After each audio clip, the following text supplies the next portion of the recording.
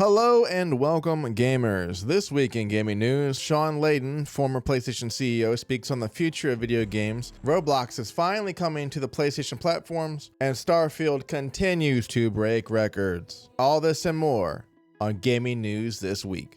Shawn Layden stated while speaking at a gaming investment summit that the barbarians are at the gate. As a reference to massive corporations wanting to enter the gaming sector, he name-dropped Google, Netflix, Amazon, and Apple as potential suitors for game development. Layden is the former CEO of PlayStation, leaving the company in 2019. He said that Apple disrupted the music industry with iTunes, and Netflix changed television forever with their stream-to-direct consumer model. I'm hoping gaming will be the first industry where we disrupt ourselves. And Layden also stated that consolidation, quote-unquote, can be an enemy of creativity. In my opinion, I think the boat has sailed on consolidation.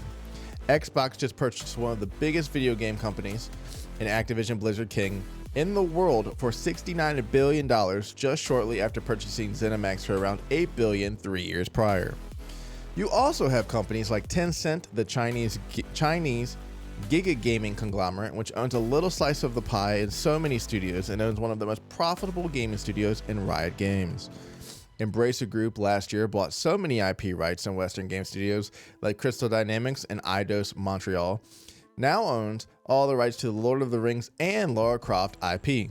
PlayStation purchased Bungie for just under $4 billion last year just to help bolster their new games as a service strategy. I think ultimately Layden is right. Consolidation is going to continue to happen, and it's only a matter of time before Amazon, Apple, Netflix, or Google are in the everyday conversation for the pantheon of gaming companies. Pete Hines has stated that support for Redfall will not waver, and that they are not giving up on the games. Speaking to GameIndustry.biz, Hines stated, quote, "We're going to get it to be a good game because we know as a first-party studio, Game Pass lives forever. There will be people 10 years from now who are going to join Game Pass, and Redfall will be there. The game is of course salvageable and manageable. I mean, look at Cyberpunk 2077 at launch, and now 3 years later, it is one of the most impressive games you can play. I think it can become a good game, but honestly, I would love to see Arcane Studios return to their roots. Give me a new Dishonored story set many years past the previous game's ending, or give me a whole new IP that is a first-person single-player experience. They have so many talented developers at that studio, just let them do what they're good at. If Xbox wants to make a live service game, then look no further than Activision. They have made Warzone a success for years. Turn to them to revitalize an old IP like Hexen or create something new. Sometimes, you just can't fit a round peg into a square hole." Andrew Wilson, the CEO of Electronic Arts, has teased that Respawn has some very exciting projects in development. Wilson was speaking at a conference on Wednesday and stated that EA has not done many acquisitions, but Respawn is one of the most incredible acquisitions the company has ever made. EA acquired Respawn in 2017, and they are known for developing the Titanfall series and Apex Legends.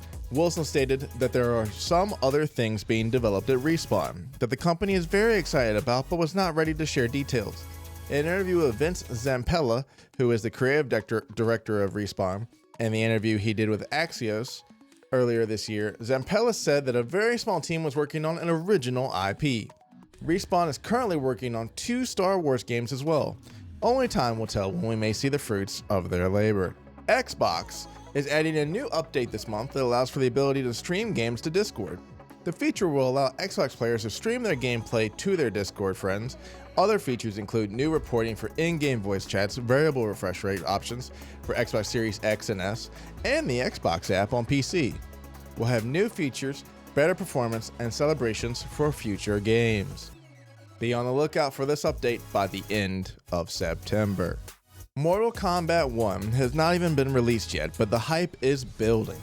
This week we found out that Natara will not only be on the playable roster, but will be voiced by Megan Fox. Fox is on a gaming tear as of late, considering she just did a huge marketing campaign for Diablo 4 back in June. Who knows where she will end up next, but expect to hear her voice in Mortal Kombat 1, which is releasing on September 19th for PlayStation 5, Xbox Series X and S, Nintendo Switch, and PC. Alan Wake 2 has released an amazing new 11 minutes of gameplay courtesy of IGN. The gameplay takes place with the female protagonist, Detective Anderson, and gives a small glimpse of some dark and horror-filled elements. It shows destructive environments, some nice third-person gunplay, and a hint at the very mysterious story that you must unravel. Alan Wake 2 is releasing on October 27th for PlayStation 5, Xbox Series X and S, and PC. I personally cannot wait to see what this psychological survival horror has in store for us just in time for the spooky season. E3, the Electronic Entertainment Expo, has confirmed that there is not going to be a 2024 LA event, but plans to return in 2025 with a, quote, complete reinvention, end quote. Also, ReedPop has parted ways with the organizer of E3, which is the ESA. E3 was set to return in 2023 for its first live event in 4 years, but the show was canceled in March due to not garnering enough interest to fulfill expectations. While the ESA is committed to a renaissance of ideas to make E3 successful again, it makes me wonder if E3 is even necessary at this point. From online-only digital showcases to the Jeff Keighley-hosted Game Awards and Summerfest, in my opinion, E3 had its time in the sun, and while I am eternally grateful for the memories, times change, and so does media consumption. Steam has a new update rolling out soon that is a game changer for people who only own a Sony DualSense or DualShock. The Steam store will finally tell if the game you are looking at has support for PlayStation controllers. The update goes live in October. Valve has stated the decision comes from an increase in player base on PC using PlayStation controllers. Sony controller usage is up from 11% to 27% in the past 5 years. This is incredibly exciting news for Steam users who love their PlayStation devices. Roblox is finally coming to PlayStation in October. The hugely popular game and its 65 million daily users will have even more places to play. It will finally be available for both PS4 and PS5. It is already available on Xbox, PC, Mac, iOS, and Android, with a MetaQuest version also on the way. A Roblox spokesperson told The Verge that the company wants Roblox to be on all devices, anywhere, worldwide, but they currently have no imminent plans to have Roblox available on Nintendo Switch. Starfield continues to break records. Now, it has become the best and biggest launch day title for Xbox Game Pass by exceeding 6 million players in the span of a week. This was revealed by the official Starfield X account. It is also the biggest day one launch of any Xbox Game Studios title. I am an avid gamer, and while I may tailor more to PlayStation titles, I am very happy for Xbox and Bethesda and hope they continue making great titles. I am only approximately 12 hours in, but plan on playing so much more, and I am enjoying my time with the game so far. Hey, thanks for watching to the end. Again, if you enjoyed this content, please consider liking and subscribing. I am live every day on twitch.tv/Charrsixx. Thank you so much for being here. Thank you so much for your time, and I'll catch you later.